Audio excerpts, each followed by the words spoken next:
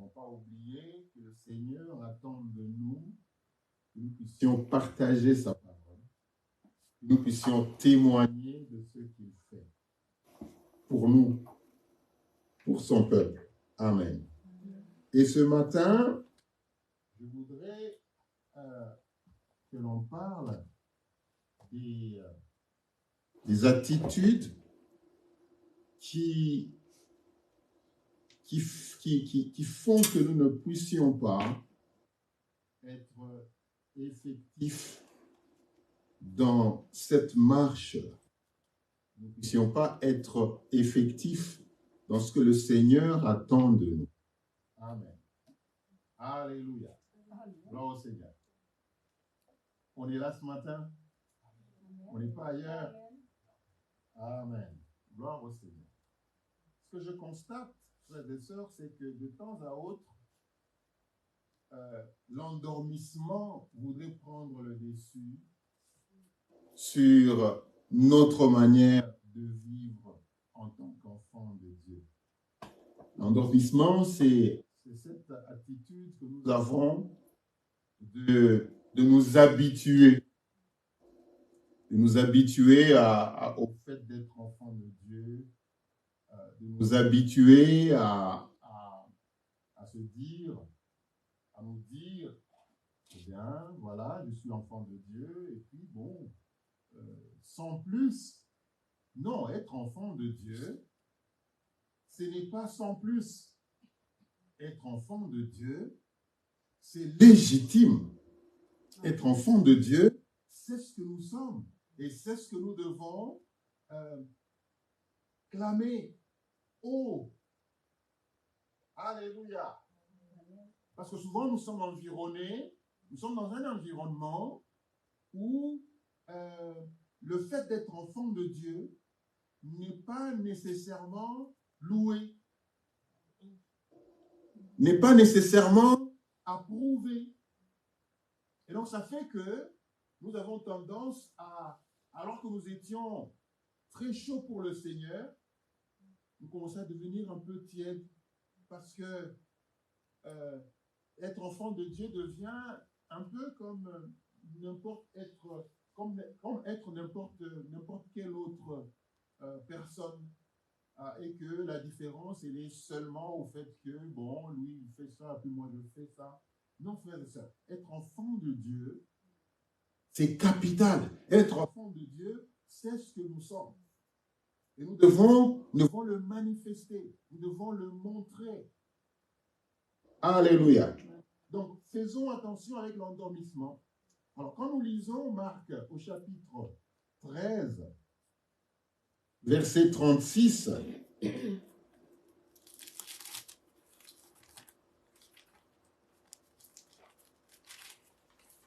Marc 13, verset 36.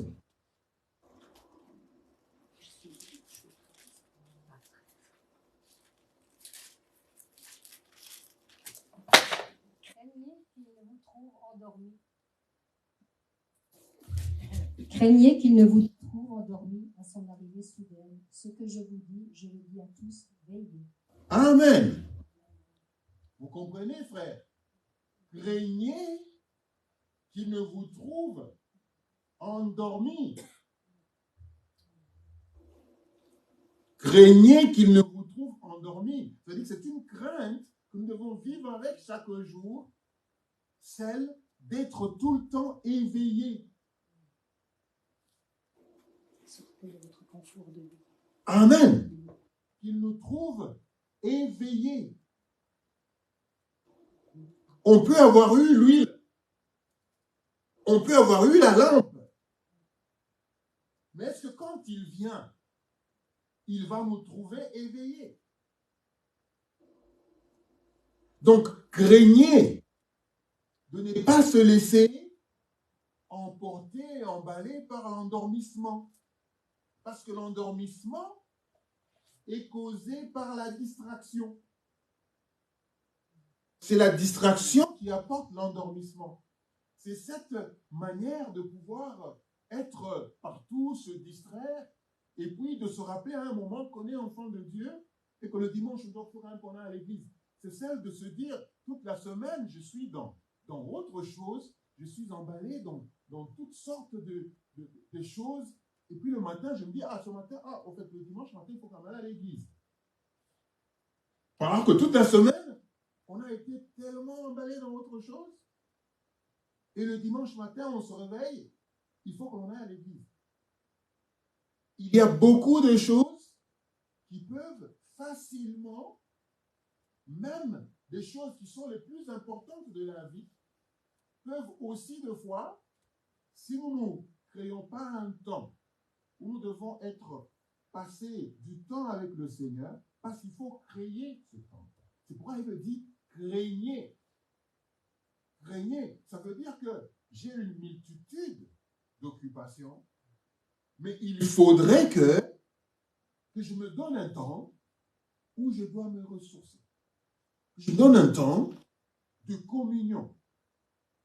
Je dois avoir ce temps de communion chaque jour, un temps de communion avec Dieu pour éviter cet endormissement. Parce que le monde, tout ce qu'il nous donne, c'est les distractions. Il y a trop de distractions dans le monde. Le monde ne te donne autre chose que des distractions. Il n'est pas mauvais de se distraire un peu. Mais il ne faut pas s'endormir. Donc, il est important, frères et sœurs, de se dire, il faudrait que je me donne un temps. Chaque jour de communion avec Dieu pour essayer de rester éveillé. Craignez qu'il ne vous trouve endormi à son arrivée soudaine. Il n'y aura pas un avertissement. Ça ne sera peut-être pas le dimanche qu'il viendra. Ça ne sera peut-être pas le dimanche qu'il va nous surprendre. Son arrivée soudaine. Parce que chaque jour, dans notre manière de vivre, nous sommes tendance à nous convaincre que le dimanche est le jour du Seigneur. Et donc, chaque dimanche, nous devons tout faire pour être au culte. Alors que pendant la semaine, on a été autre chose que près du Seigneur. Et donc, on se dit, il va se arriver soudainement un dimanche. C'est le jour où on s'attend le moins que finalement il va venir. Et donc, nous devons, frères et sœurs, tout faire pour éviter l'endormissement. Craignez qu'il ne vous trouve endormi à son arrivée soudaine. Ce que je vous dis, je le dis à tous. Veillons. Alléluia. Veillons. On ne doit pas perdre, on ne doit pas, par les distractions de ce monde, nous y conformer. Non. On ne doit pas s'y conformer. On doit veiller. Un enfant de Dieu, c'est quelqu'un qui est tout le temps en éveil, qui est tout le temps connecté. Aujourd'hui, on est tout le temps connecté sur nos téléphones. Si on veut connecter comme ça à Dieu, si on pouvait être connecté comme ça à Dieu, j'aime bien iPhone parce que à chaque fin de la semaine, il vous envoie un petit rappel temps passé sur le téléphone, 6 heures quelque chose, 5 heures quelque chose. Si le Seigneur pouvait aussi nous envoyer à chaque fin de la semaine et dire temps passé en ma compagnie ou temps passé en communion avec moi, je vous assure que ça serait moins que le temps que nous passons sur le téléphone aujourd'hui. Donc, craignez que vous qu'il ne vous trouve endormi. On doit être en éveil tout le temps, se questionner tout le temps. Moi, je me questionne tout le temps. Parce que à nous tous, il nous arrive d'être tellement préoccupés par, des fois, son travail, de tout ce que tu as connu la semaine. Et puis, tu te dis, mais franchement, il faut que je me connecte à Dieu. Il faut que je me connecte à Dieu. Il faut que je prenne le temps. Il faut que je prie. Frères et sœurs, chaque jour, nous devons nous poser ces questions, craindre qu'il ne nous trouve endormis. Parce que, comme je disais, même ceux qui avaient lu, même ceux dont la lampe était allumée, il y en a quelques-unes, lorsque le maître est arrivé, eh bien, qui sont restés au dehors. Vous imaginez rester au dehors en même temps que ceux qui n'avaient jamais eu lui. En même temps que ceux qui n'avaient jamais eu la lampe. Quel triste sort qu'on avait lui, qu'on avait la lampe.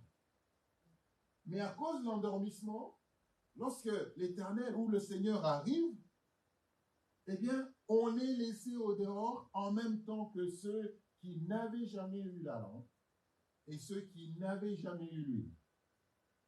Ça serait triste, n'est-ce pas? Alléluia. Nous allons lire un autre texte, nous allons voir un frère. On est dans Actes chapitre 20. Nous allons lire versets 7 à 16, tout doucement. Actes chapitre 20.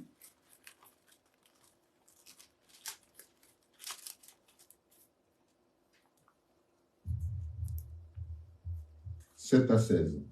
Le premier jour de la semaine, nous étions réunis pour rompre le pain. Paul, qui devait partir le lendemain, s'entretenait avec les disciples et il prolongea son discours jusqu'à minuit. Il y avait beaucoup de lampes dans la chambre haute où nous étions assemblés. Or, un jeune homme nommé Eutychus, qui était assis sur la fenêtre, s'endormit profondément pendant le long discours de Paul. Entraîné par le sommeil, il tomba du 3e étage en bas et il fut relevé, mort.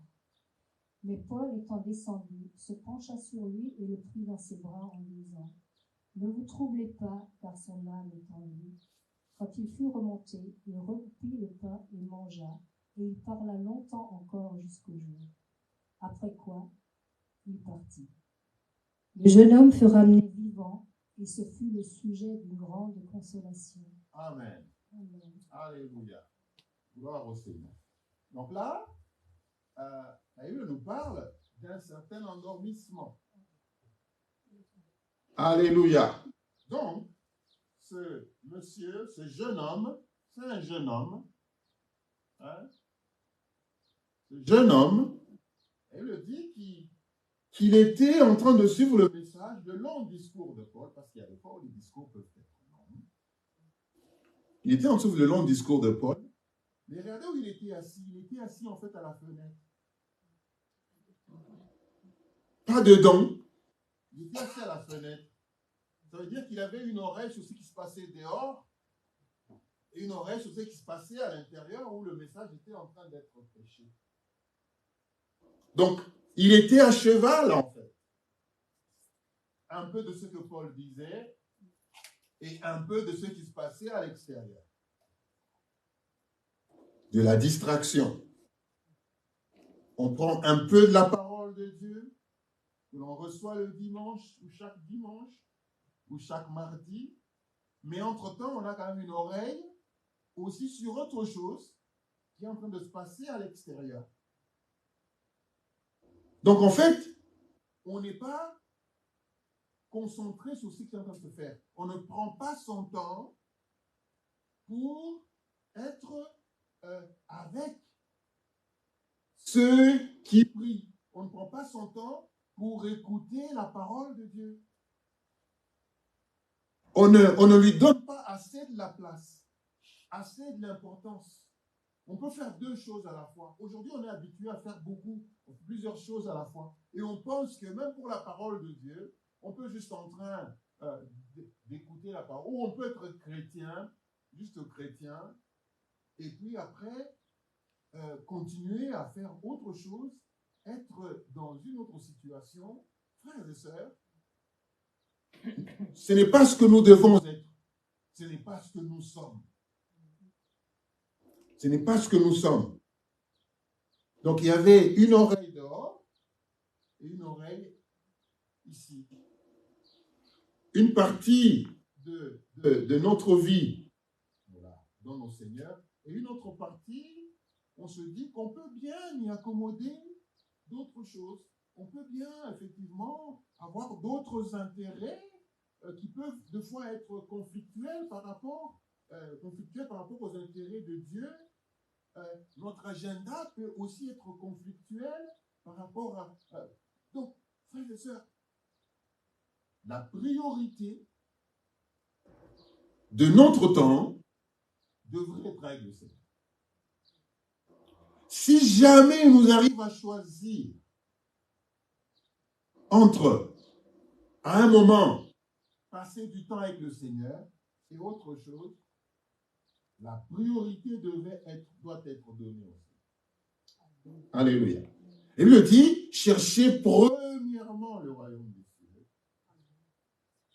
ainsi que la justice de Dieu, et le reste nous seront donnés par surcroît. Donc, il y a déjà une priorité que le Seigneur nous donne. Cette priorité-là, c'est d'abord lui. C'est d'abord sa justice. C'est ça la priorité. Donc, chaque fois qu'il y a un conflit quelque part, quelle est l'activité qui me rapproche le plus de notre Dieu? Est-ce que c'est ma méditation personnelle ou est-ce que c'est être avec les autres en train de festoyer?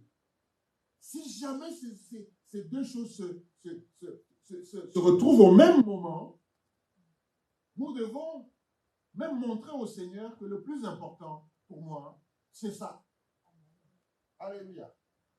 Le plus important, c'est ça. Parce que il n'y a que cette manière-là que l'on peut montrer au Seigneur qu'on l'aime. Alléluia.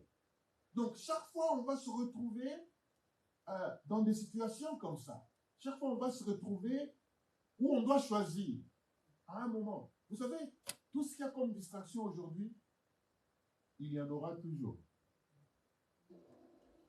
Et même que nous les avons trouvés. On a trouvé les gens en train de festoyer, on partira et la fête va continuer. Alléluia. La fête va continuer. La fête continuera. Et donc, il y a des choses qui sont précieuses. Passer du temps avec le Seigneur, c'est précieux. On doit arriver à un moment où, chaque fois qu'il y a le Seigneur, chaque fois qu'il y a une activité, ou chaque fois que nous devons passer du temps avec le Seigneur, ça ne doit même pas être discutable. Alléluia. Chaque fois que je dois faire une œuvre pour le Seigneur, ça ne se discute pas. C'est celle-là qui prend la priorité. Alléluia. On peut accepter que ça se fasse une fois, mais quand ça devient une habitude, on est tombé, frères et sœurs, dans l'endormissement. On est tombé dans l'endormissement. On est tombé dans le fait que être avec Dieu, c'est comme être avec quelqu'un. Être avec Dieu, c'est comme être avec quelqu'un. Non, être avec Dieu, c'est pas comme être avec quelqu'un. Alléluia. Parce que l'ennemi nous amène à croire à ça.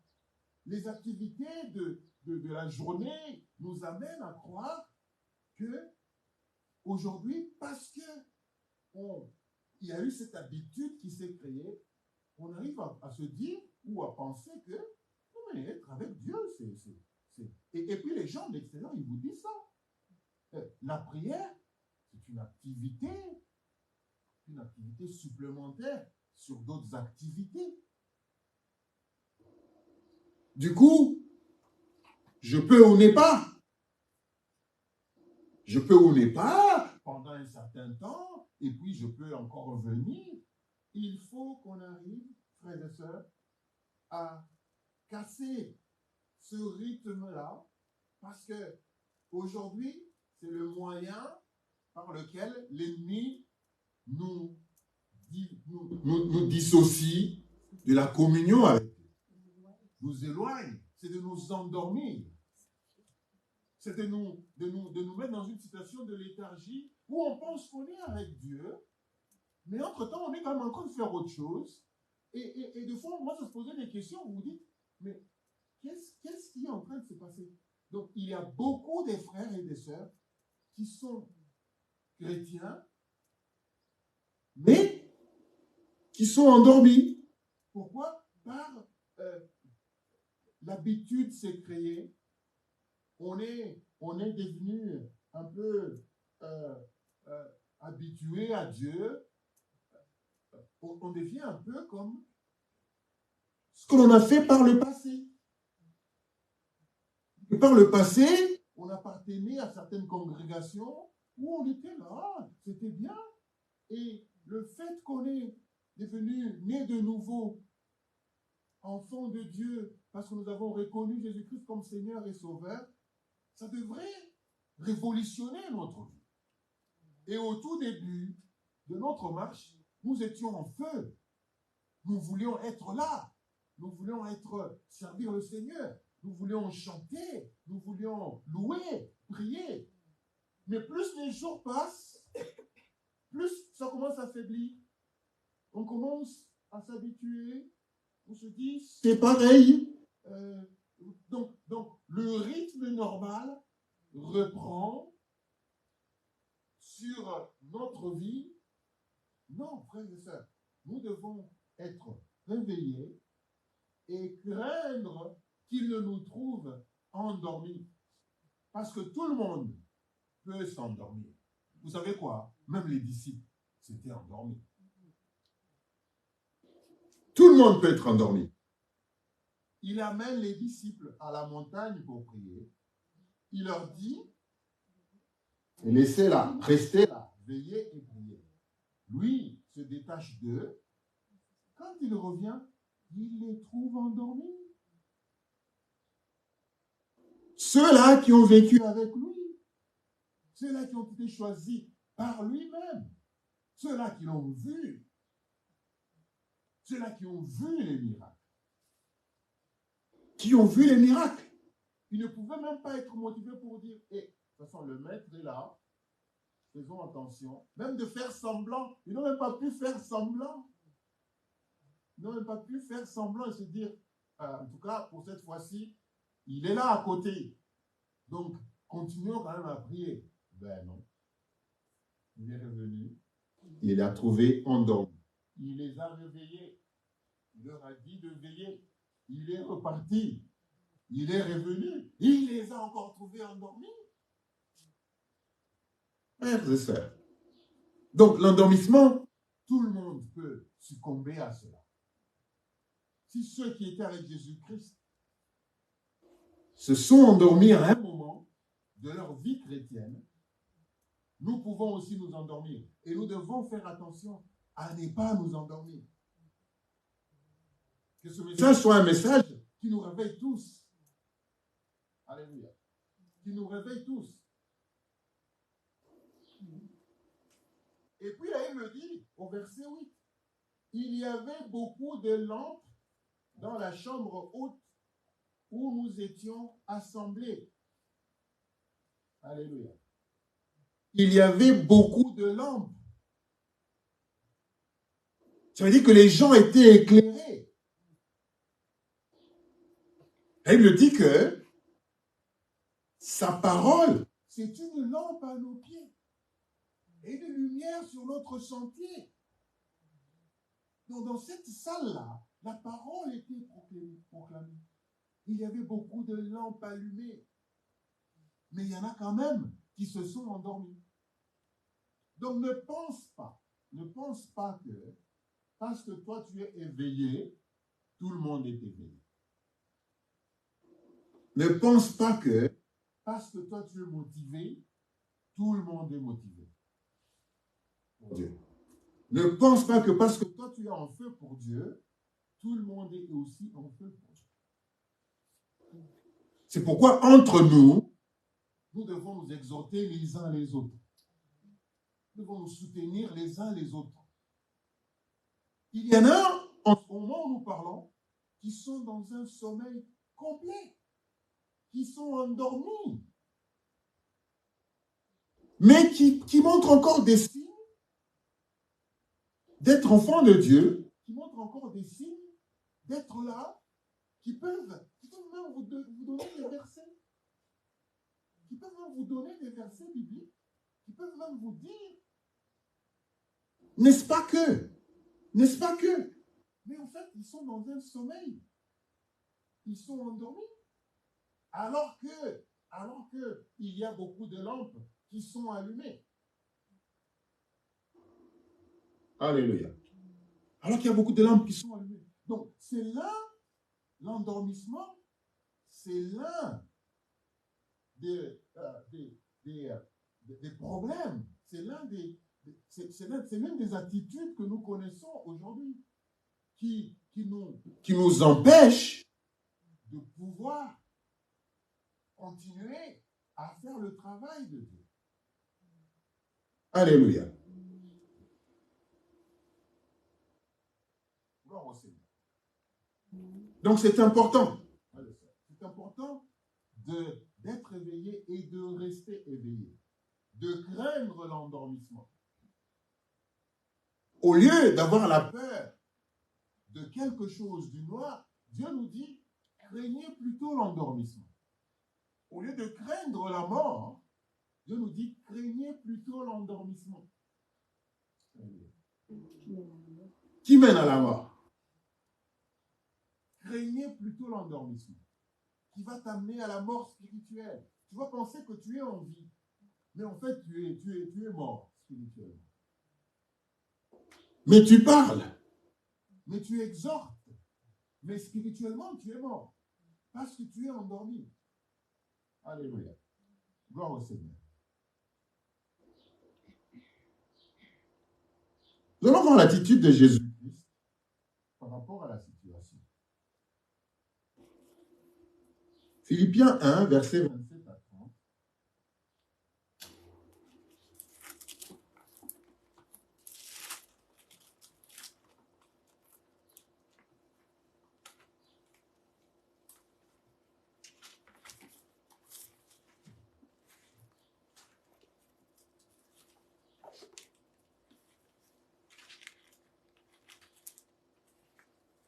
Verset 27 à 30.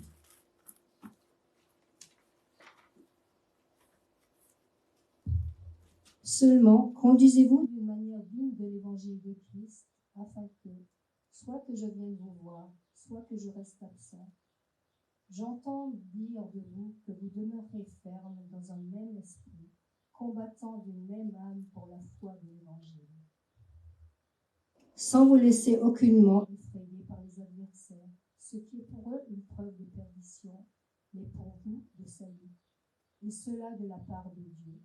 Car il vous a été fait la grâce par rapport à Christ, non seulement de croire en lui, mais encore de souffrir pour lui, en soutenant le même combat que vous m'avez vu soutenir et que vous apprenez maintenant que je soutiens. Amen. Seulement conduisez-vous d'une manière digne de l'évangile de Christ. C'est-à-dire que notre conduite doit être digne de l'évangile de Christ. Dans nos actions, dans nos décisions, dans nos choix, notre conduite doit être digne de l'évangile de Christ. Dans mes choix, dans ce que je fais, ce que je choisis, on sait voir que je suis en train de me conduire d'une manière digne de Christ. Alléluia. Afin que, soit que je vienne vous voir, ou soit que je reste absent, j'entends dire de vous que vous demeurez ferme dans un même esprit, combattant d'une même âme pour la foi de l'évangile. Alléluia. C'est-à-dire que mon attitude, notre attitude, doit être digne de l'évangile. Alléluia. Doit être digne de l'évangile. Je dois éviter. Vous savez, l'un des signes de l'endormissement, c'est l'inconstance. C'est l'inconstance. Ça veut dire que l'inconstance est une attitude de changement tout le temps. Où il n'y a pas de fermeté. C'est-à-dire que je reste ouvert, en fait. En d'autres termes, je reste ouvert. Oui, on peut. Il n'y a pas une fermeté de non. Ce n'est pas comme ça. Ça, la parole de Dieu dit ça.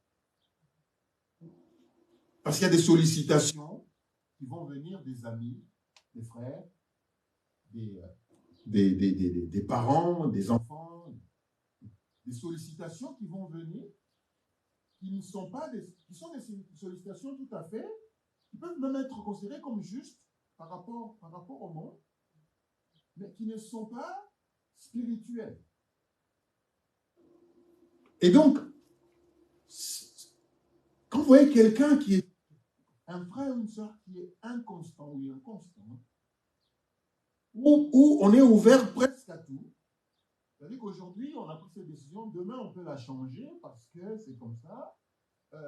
Demain, je me suis engagé à accomplir une certaine activité dans l'église. Et puis demain, je dis,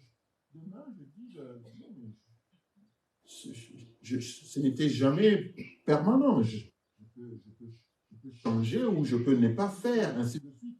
Donc, alors, ça peut arriver, bien sûr. C'est un peu comme pour dire, je suis aujourd'hui pasteur et demain, je dis, écoutez, moi demain, ça n'arrivera jamais. Je ne rêve même pas. Je ne rêve même pas. Ça fait quoi? Ça fait quoi? 17 ans? En 17 ans, j'ai pas flanché un seul instant. Je n'ai pas abandonné. Dire que non, je préfère me donner quand même un peu une année sabbatique. Une année sabbatique. Je veux juste là m'asseoir, aller peut-être visiter le monde, en train de tourner, d'observer la nature que Dieu a créée pendant une année, et puis après, non, ça n'arrive pas. Et chaque fois que j'ai senti que j'avais un vide, j'ai demandé au Saint-Esprit. Demander au Saint-Esprit de me renouveler. Parce que c'est pas toujours aisé d'être éveillé, de savoir quoi dire, de savoir quoi vous apporter, quoi parler. Deux fois, tu te dis, mais Seigneur, qu'est-ce que je dis? Qu'est-ce que je dis ce dimanche? Qu'est-ce que je dis ce mardi? Tu ouvres la Bible, tu as l'impression que tu as déjà tout dit. Tu as déjà tout dit. Et là, tu dis, Saint-Esprit, toi, tu sais ce dont les gens ont besoin. Tu sais ce qui va bénir quelqu'un. Vous savez, avoir confiance au Saint-Esprit, parce que c'est une aide. C'est une aide. C'est le paraclet. Elle dit, le paraclet qui veut dire celui qui vient pour aider. Sinon, on risque d'être dans une routine. Même dans les chants, il faut demander au Saint-Esprit de vous renouveler. Sinon, vous revenez dans une routine. Même dans la prière. Il faut que le Saint-Esprit vous renouvelle. Sinon, on tombe dans la routine. Et qui dit routine, dit la chair. Qui dit routine, dit la chair. Donc, il faut toujours se dire que sans lui, nous ne pouvons rien faire. Et qu'il a été, c'est notre aide. C'est notre aide. Il ne faut pas que l'on tombe dans la routine. Et ça, c'est le Saint-Esprit. C'est lui qui peut, elle le dit, il peut même nous donner des requêtes par des soupirs inexprimables. Des fois, quand tu ouvres les yeux, ou quand tu fermes les yeux pour aller prier, ou quand tu t'éloignes pour aller prier, tu as l'impression que c'est les mêmes choses qui viennent. Demande au Saint-Esprit. Il y a sûrement d'autres requêtes que le Saint-Esprit a qui sont carrément en dehors de ton monde. En ce moment-ci, il y a des gens qui sont malades. En ce moment-ci, il y a des gens qui ont mal au dos, par exemple. Qui ont des maux de dos, des maux de ventre. Il faudra bien que quelqu'un prie pour ça. Il faut demander au Saint-Esprit de pouvoir t'éclairer, de te conduire. Sinon, tu te conduis seul. Sinon, tu es dans le Seigneur, mais tu te conduis seul. Et quand tu te conduis seul, tu peux ne pas te conduire dans la vérité. Parce qu'il n'y a que le Saint-Esprit qui nous conduit dans la vérité. Alléluia. Si tu te conduis seul, tu peux penser que tu es sur la bonne voie. Et d'ailleurs, tu peux l'être aux yeux du monde. Mais est-ce que tu es sur la voie de Dieu? Est-ce que tu es sur la voie où le Saint-Esprit voudrait que tu sois? Parce que le Saint-Esprit connaît les profondeurs du Père. Alléluia. Donc, il est important, frères et sœurs, que je ne vienne, l'apôtre Paul qui disait, vous voir ou que je reste absent, j'entends dire de vous que vous demeurez fermes. Je ne chancelle pas, je ne change pas à tout vent. Au début, j'étais très assidu dans la parole de Dieu. Maintenant que je me suis habitué, maintenant que je pense que c'est normal. Non, frères et sœurs, nous ne devons pas nous laisser comme ça emporter par toutes sortes de doctrines. Non, nous devons être fermes. Le fait que nous sommes enfants de Dieu, et en tant qu'enfants de Dieu, nous devons nous conduire de manière digne de l'évangile. Ça, ce n'est pas discutable. Il y a des choses pour lesquelles nous devons nous dire, ce n'est pas discutable. C'est comme ça, je suis enfant de Dieu, ça, ce n'est pas discutable. On peut discuter d'autres choses, mais ça, ce n'est pas discutable. Pourquoi? Parce que je crois au-dedans de moi que c'est la vérité. Je crois au-dedans de moi que ça me mène sur le chemin de mon Seigneur. Et Père, alléluia, Sauveur. Et Sauveur, mon Seigneur. Sans vous laisser aucunement effrayer par les adversaires, ce qui pour eux est une preuve de perdition, mais pour vous de salut. Parce que, qu'est-ce qui se passe? Ce qui se passe aussi dans nos milieux respectifs, il y a toujours des gens qui veulent nous effrayer. Qui veulent nous dire, est-ce que tu penses qu'il n'y a que ça? Est-ce que tu penses qu'il n'y a que ce chemin-là? Est-ce que tu penses... Donc, ils vont venir nous défier, en fait. Mais l'idée, ce n'est pas vraiment de nous... L'idée, en fait, c'est pour eux de se dire, non. De nous dire que non, être enfant de Dieu, c'est une chose parmi tant d'autres. Parmi tant d'autres. Et donc, si c'est une chose parmi tant d'autres, donc je peux aussi être autre chose. Je peux être autre chose, c'est normal. Alors que nous savons très bien, alléluia, que Dieu a donné son Fils unique,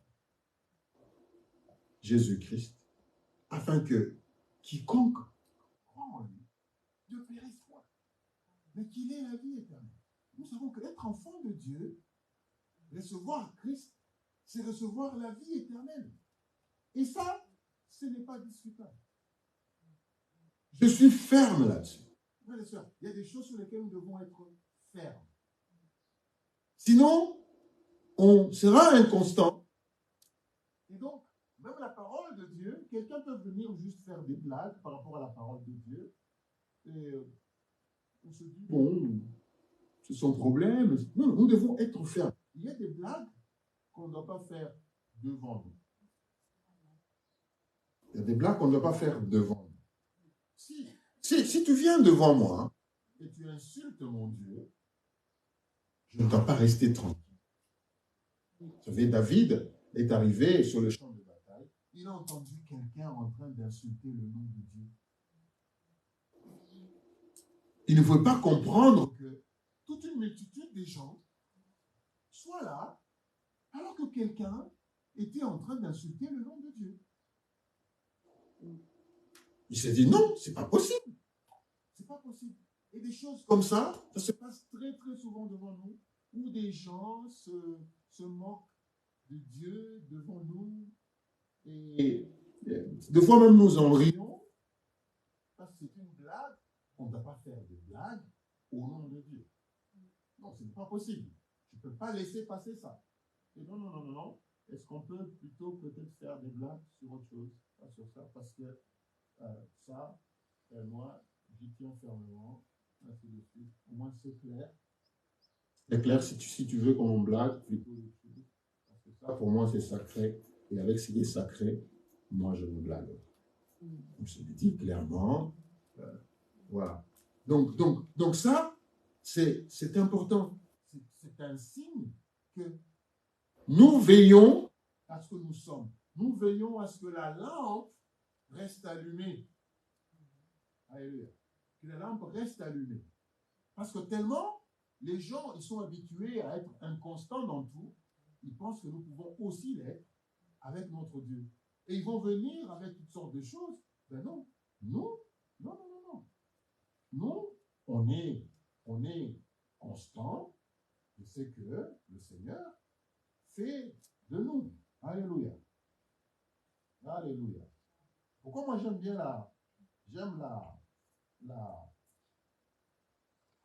l'attitude de Jésus-Christ en fait. Et même quand nous revenons sur ce que nous venons de lire, nous allons comprendre que quelles que soient l'adversité, quels que soient les obstacles, nous devons nous comporter dignes de l'évangile. Parce qu'il y a des gens, quand il y a beaucoup de difficultés dans leur vie, eh bien, ça devient difficile de se comporter digne de l'évangile de Christ. Parce qu'ils se disent, voilà, les difficultés sont physiques, je les vois, et donc, prier. Donc, Jésus-Christ, quelle que soit la situation, Jésus-Christ priait toujours et craignait moins. Ou ne craignait même pas du tout. Alléluia. Jésus-Christ priait plus. Il avait toujours une attitude adaptée à la situation. Alléluia. Il priait pour tout et ne s'inquiétait de rien. Jésus-Christ priait pour tout. Tout. Il n'y avait pas de sujet qui était un sujet qu'il pouvait juste résoudre comme ça. Non, Jésus-Christ priait pour tout. Et s'inquiétait de rien. Pourrions-nous adopter cette attitude? Que dans chaque circonstance, dans chaque situation, prions. Et ne craignons pas. Il priait pour tout et ne s'inquiétait de rien. Il nous l'a dit plusieurs fois. Ne craignez rien. Alléluia. Il criait pour tout. Il criait pour tout. Pour chaque situation, il priait. Pas seulement pour ses propres pères. D'ailleurs, rarement il a prié pour lui-même. C'était beaucoup plus pour les autres. C'était beaucoup plus pour les autres. Il priait pour les autres. Je prie pour que tu me les as donnés. Je prie pour qu'ils ne se perdent pas. Il avait une obsession à prier pour les autres que pour lui-même. Il avait une obsession. C'était de faire la volonté de son Père et c'était de prier pour ceux que le Seigneur lui a donnés. Alléluia. Dieu t'a donné des frères. Voilà. Dieu t'a donné des frères et des sœurs. Tu ne sais pas quelle situation tel frère ou telle sœur est en train de vivre. Donc, tu peux te réveiller le matin, le Saint-Esprit te met à cœur de prier pour le frère. Tu commences par chacun d'entre eux ici. Chacun d'entre eux ici. Tu peux me demander au Saint-Esprit, je vais prier aujourd'hui pour Corinne. Ah, c'est vous. Et donc, Saint-Esprit, révèle-moi quelque chose pour lequel je peux prier pour lui. Si tu peux faire ça, ta prière ne sera pas une prière de 10 minutes. Tu t'imagines, te réveiller le matin et commencer à prier pour chacun. Le Saint-Esprit va te révéler des choses, va te dire, waouh! Frères et sœurs, tu prends quelqu'un, tu le mets là. Tu commences à prier pour lui. Et tu laisses le Saint-Esprit te guider. Tu vas commencer à 6 heures. Peut-être que jusqu'à 10 heures, tu seras encore en train de prier. Tu seras encore en train de prier. Tu vas voir les heures en train de passer comme ça. C'est parce que tu pries pour toi-même. Que tu ne prends pas beaucoup de temps. Tu pries juste pour toi-même. Seigneur, merci de m'avoir réveillé ce matin. 3-4 minutes après, tu es debout. Allez, tu es dans tes baskets. Allez, j'ai une longue journée aujourd'hui. J'ai une longue journée aujourd'hui. Mais si tu prends le temps, tu te réveilles à 6 heures, tu quittes ton lit, tu dis, le Saint-Esprit aujourd'hui me demande de prier pour le pasteur. Tu vas commencer là. Tu dis, révèle-moi un peu des choses de cet homme. Qu'est-ce qu'il faut que je prie pour lui? Montre-moi un peu son cœur. Quels sont les soucis de son cœur? Par rapport aux l'œuvre, par rapport... Frère, tu vas commencer à 6 heures, peut-être à 8 heures, tu termines et tu sens que tu es fatigué parce que tu as dépensé de l'énergie. Parce que le Saint-Esprit t'a utilisé et il t'appuie. Donc, souvent, on prie pour nous-mêmes, mais quand on suit l'exemple de Jésus-Christ, il priait beaucoup plus pour les autres. C'est même pourquoi il prenait beaucoup de temps. Il dit, il ne faisait pas encore nuit, il était déjà debout. Les disciples se réveillaient, ils le voyaient, il n'était pas là. Où est-ce qu'il est?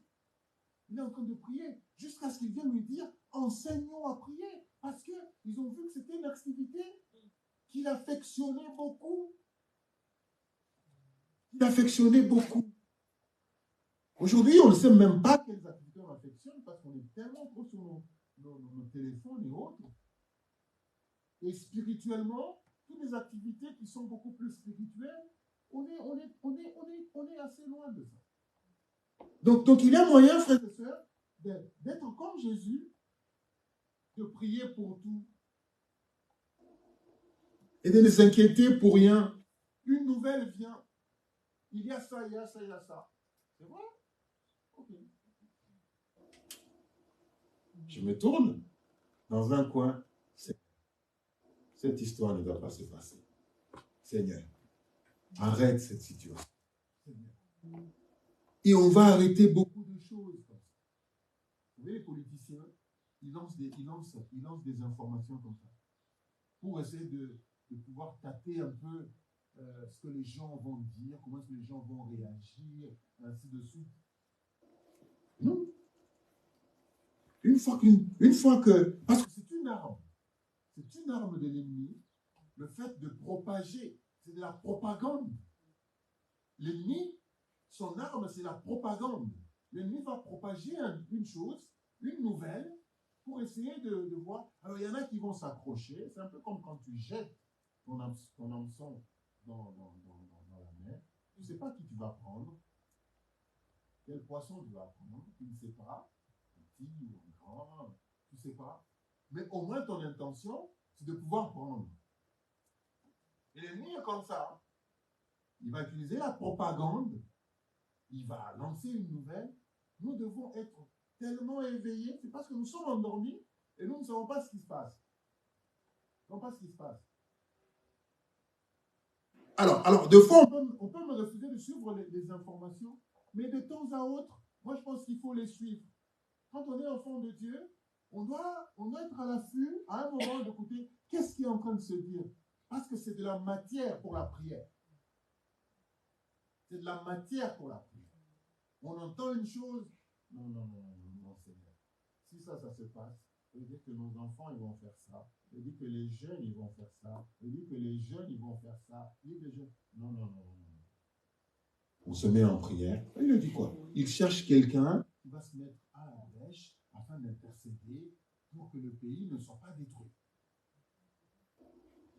Et donc, des informations comme ça, c'est de la matière pour nous, pour la prière. Qu'est-ce qui est en train de se passer? On ne peut pas juste s'enfermer là et nous occuper de ce qui se passe là, alors que nous avons des enfants qui vont là-bas, des petits-enfants qui vont ici. Et donc, tout ce qui se passe, c'est de la matière pour la prière. Parce que si nous ne prions pas, Dieu n'agit pas. Dieu a besoin de nos prières pour agir. Alléluia. Donc Jésus-Christ, frères et sœurs, était alléluia. Jésus-Christ était éveillé. On va terminer par notre dernier texte, 1 Pierre 2, versets 22 à 25.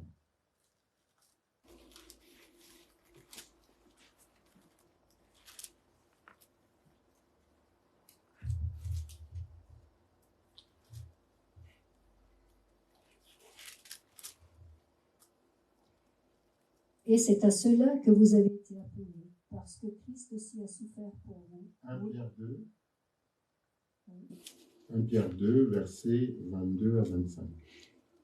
Lui qui n'a point commis de péché et dans la bouche duquel il n'est point trouvé de fraude, lui qui, injurié, ne rendait point d'injure, maltraité, ne faisait point de menaces, mais s'en remettait à celui qui juge justement. Lui qui a porté lui-même nos péchés en son corps sur le bois, afin que, mort au péché, nous vivions par la justice. Lui, par les meurtrissures duquel vous avez été guéris, car vous étiez comme des brebis errantes, mais maintenant vous êtes retournés vers le pasteur et le gardien de vos âmes. Amen. Donc, la Bible est en train d'énumérer l'attitude de Jésus-Christ, de quelqu'un qui était éveillé. Qui était éveillé? Lui qui n'a point commis de péché, et dans la bouche duquel il n'est point trouvé de fraude. Combien de fraudes sont dans notre bouche? Parce que la fraude, c'est le mensonge. Une autre signification de la fraude, c'est le mensonge. Quand tu ne dis pas la vérité sur un sujet, c'est comme quelqu'un qui fraude. Parce que tu n'es pas en train de faire la justice. Donc la fraude, c'est le mensonge. Pour se tirer d'affaire. Pour se tirer d'affaire. On ment dans l'église, on ment par rapport à la parole de Dieu. Tout ça, c'est quoi? C'est encore une fois un des signes de l'endormissement. C'est-à-dire qu'on est tellement endormi que finalement, notre oui n'est plus oui du coup. Et notre non n'est plus non. On n'a plus la crainte. C'est-à-dire qu'on peut dire oui aujourd'hui et demain on dit non. Pour le même sujet, aujourd'hui on dit oui, demain on dit non. Mais lui, dans la bouche duquel il n'y avait point de fraude. Ça veut dire qu'il disait les choses telles qu'elles étaient. La vérité, elle est devenue très très rare aujourd'hui dans nos bouches. Lui qui injuriait ne rendait point d'injure. Maltraité ne faisait point de menace. Imagine quel genre de personne il devrait être Jésus-Christ. Maltraité, pas de menace. Injurié, ne répondait pas à l'injure. Les gens devaient sûrement se dire, mais est-ce que ça va, ce monsieur? Est-ce que ça va? Parce que combien de fois nous cherchons à nous justifier? Combien de fois on cherche à se justifier? Combien de fois? Mais non. Tu l'insultes, eh bien, il ne te rend pas l'injure. Tu le maltraites, il ne te menace pas. Il en remettait tout au juge, justement. C'est-à-dire que tout ce qu'il a connu, toutes les circonstances qu'il a connues, toutes les attaques qu'il a connues, toutes les épreuves qu'il a connues, tout ce qu'il faisait, lui, il les remettre au juge. C'est lui qui va juger de tout ça. Toutes les fausses accusations. Combien de fois tu as été accusé faussement? Et combien de fois tu as cherché à te justifier? Parce que vouloir se justifier, c'est vouloir avoir avoir raison pour le moment, là. Pour que les gens ne croient pas. Parce qu'on a horreur que les gens croient du mal de nous. On ne veut pas. Il faut nécessairement que je me justifie pour qu'il ne reste pas dans l'impression que je suis comme ça. On ne se contente pas de ce que Dieu sait de nous. C'est plus assez. On ne se contente pas du fait que Dieu, c'est le juste juge. Et donc, même s'il est le juste juge, il faut quand même que je me défende. Il faut quand même que je me défende. Il faut quand même que je dise les choses. Il faut quand même que je cherche à ce que les gens puissent bien me considérer. Donc, juste le fait que Dieu me connaisse et qu'il me considère comme juste ne suffit plus. Et donc, on nous entraîne dans cette manière de pouvoir se défendre. Mais lui, insulté, il ne répondait pas par lui. Maltraité, il ne répondait pas par la menace. Il n'avait pas cette sensation profonde de pouvoir tout le temps se justifier.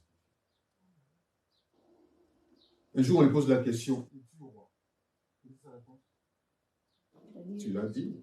Je le suis. Vous ne voulez pas justifier.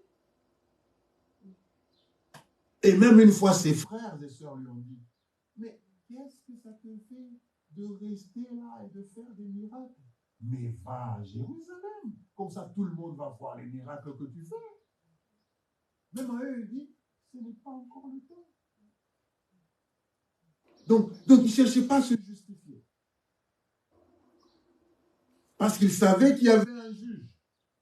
Le jour où nous enseignons cette manière de faire, si on est accusé faussement, on nous convoque au tribunal, on irait avec fierté. Moi, je sais que je n'ai rien fait. J'ai pas. Ce que je ferais, c'est juste prier. Rappelez-vous, il priait pour tout et ne s'inquiétait de rien. Quand il y avait une information, une nouvelle, une menace, c'était, allez, on va aller prier. On va remettre tout ça au Seigneur. Une fois qu'on a fini de prier, on est tranquille. On a la paix du cœur. On sait que le Seigneur, il prend soin de tout ça. Alléluia. Donc l'attitude de Jésus-Christ, une attitude, frères et sœurs, qu'il fallait nécessairement, amen, nécessairement prendre. Il était patient dans l'épreuve. Il était patient dans l'épreuve. Il était rempli d'espérance dans la souffrance. C'est-à-dire qu'il est en train de souffrir, mais il avait l'espérance. Il avait l'espérance que Dieu interviendrait. Il était dans le calme, dans la souffrance, mais dans le calme, dans l'espérance que Dieu interviendrait. Et même quand c'est devenu trop dur, Finalement, il a dit, pardonne-leur parce qu'ils ne savent pas ce qu'ils font. Et même quand c'était dur, il a dit, mais viens prendre cette coupe. Finalement, il dit, non, non, pas ma volonté, mais ta volonté. Donc, même dans la souffrance, il avait de l'espérance. Dans la bénédiction, il avait l'humilité. Aujourd'hui, quand Dieu te bénit, on n'est plus humble du tout. Il faut que tout le monde voie ma bénédiction. Lui, il était humble. Même quand le miracle se faisait, il était humble. Aujourd'hui, nous ne sommes plus du tout humbles. Nous voulons aussi que tout le monde sache ce que le Seigneur a fait pour nous. Tout le monde sache comment est-ce que j'ai été béni. Et lui, il était humble dans la bénédiction. Frères et sœurs, patient dans l'épreuve. Il était rempli d'espérance dans la souffrance. Ça montre qu'il était éveillé. Et nous devons, frères et sœurs, adopter cette attitude. Ne pas céder à l'endormissement. Ne pas céder à l'endormissement. Ne pas se dire, ben, c'est comme ça. Ne pas être enthousiasmé juste au début. Et maintenant que ça commence à prendre du temps, maintenant que on s'est habitué, maintenant. Et donc, on commence à considérer le fait d'être enfant de Dieu comme si c'était juste être, c'est pas moi, comme si on avait déjà acquis le paradis. C'est bon là. Mais non, pourquoi? Non, mais c'est bon déjà. Non. Même ceux qui étaient proches de lui, à un moment, se sont endormis. Donc, ça peut arriver à tout le monde. Craignons donc qu'il nous trouve endormis. Que Dieu bénisse sa parole.